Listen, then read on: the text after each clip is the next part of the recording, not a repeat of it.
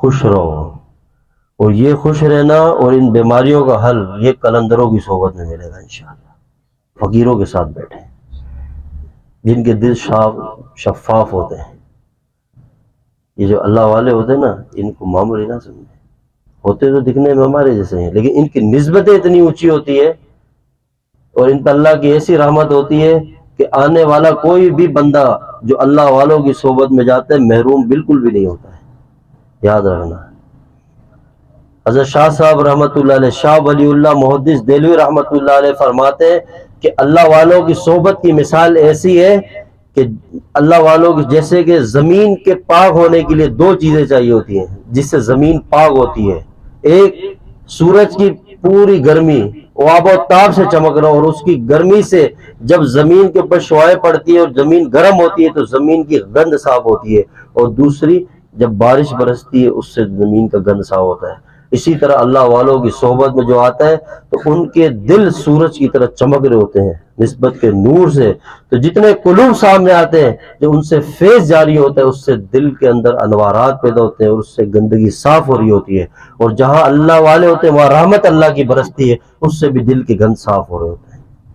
تو اس لیے کہتے ہیں کہ نا اللہ والے اگر خاموش بھی ہو نا تب بھی کوئی محروم نہیں ہوتا ہے۔ حضرت خواجہ باقی باللہ رحمۃ اللہ علیہ کے بارے میں آتا ہے پوری زندگی خاموش رہے، کوئی بیان نہیں کرتے، تقریر نہیں کرتے، خواجہ باقی باللہ رحمۃ اللہ۔ تو ایک دن کسی نے پوچھا حضرت آپ کوئی نصیحت نہیں کرتے، کوئی بیان نہیں کرتے؟ فرمایا جو میری خاموشی نہ سمجھ سکے وہ میرے بیان کو کیا سمجھے۔ پھر ایسے خاموش انسان اور قلندر کی صحبت سے پیدا ہونے والے شخصیت کا نام امام ربانی مجدد الفسانی رحمۃ اللہ علیہ، کہ کیسے اللہ نے انسان پیدا کیا ہے، کہ 1000 سال کے مجدد ہیں، اللہ کے بڑے اولیاء میں ان کا شمار ہے، یاد رکھیں۔ ہاں یہ ایسا راستہ ہے،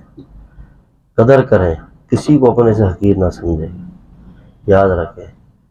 اس سے بڑا کوئی وظیفہ نہیں ہے، کرو کرو اللہ اللہ کرتے جائیں، کسی کا دل توڑیں، خدا کی قسم ایسے اللہ کو قبول ہی ہے تمہارا ذکر، یاد رکھنا۔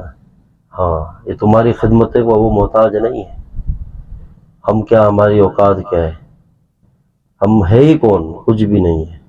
کچھ بھی۔ امام غزالی رحمۃ اللہ علیہ، امام زین العابدین رحمۃ اللہ علیہ فرماتے ہیں انسان تجھے اللہ نے ایک ناپاک قطرے سے پیدا کیا اور ایک دن تجھے خاک میں ملا دے گا، بس یہ تیری اوقات اور حیثیت ہے۔ اور یہ انسان تکبر کرتا ہے، یہ کہے کہ میں سب سے اچھا ہوں، نہیں ہے، نہیں ہے، کچھ بھی نہیں ہے۔